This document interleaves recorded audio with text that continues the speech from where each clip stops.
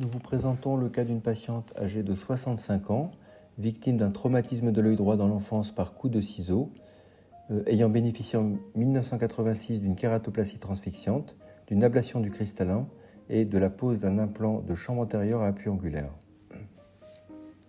En 2018, la patiente nous est adressée pour une décompensation endothéliale de son greffon et reprise de sa greffe. Le greffon est complètement opacifié à la lampe à fente et la meilleure acuité est inférieure à 1/10. Devant ce tableau, nous décidons de refaire une kératoplastie transfixiante et de maintenir en place l'implant de chambre antérieure dont les anses sont trop enchâssées dans l'iris. Voici la vidéo de la chirurgie. Après trépanation, le greffon est retiré au ciseau de Vannas.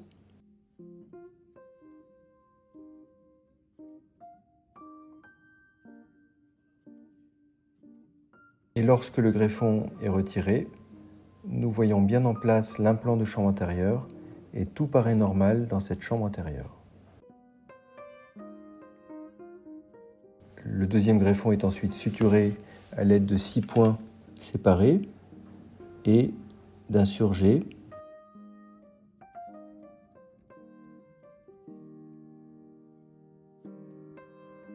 Les suites opératoires sont marquées par la présence d'une double membrane bien visible en lampe à fente et en OCT.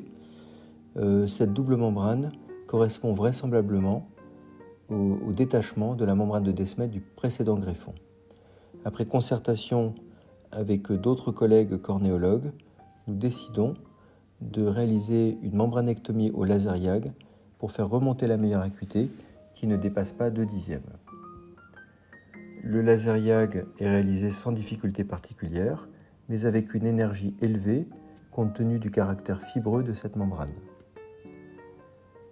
Dans les suites de ce laser YAG, nous constatons que cette membrane est bien ouverte, mais il existe une décompensation endothéliale du greffon en rapport avec l'énergie élevée du laser YAG. Nous décidons alors de refaire une nouvelle kératoplastie transfixiante en enlevant chirurgicalement cette membrane.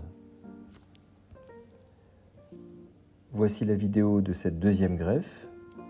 Nous retirons le précédent greffon et constatons la présence de cette membrane avec l'ouverture réalisée au laser YAG bien visible.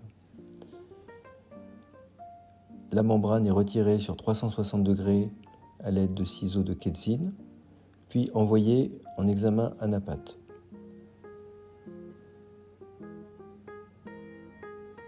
L'autre greffon est ensuite suturé de la même manière par 6 points séparés et un surjet de monofile 10-0. Les suites opératoires de cette deuxième greffe sont marquées par une remontée visuelle à 4/10, un greffon clair, et nous constatons à la lampe à fente un résidu de cette membrane bien visible en inférieur.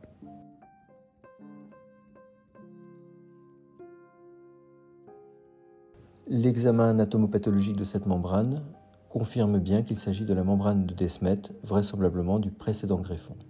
En conclusion, devant une baisse d'acuité visuelle tardive après kératoplastie transfixiante, il faut penser à une décompensation endothéliale tardive, un rejet endothélial et un décollement tardif de la membrane de Descemet que l'on confirme grâce à un OCT de la chambre antérieure.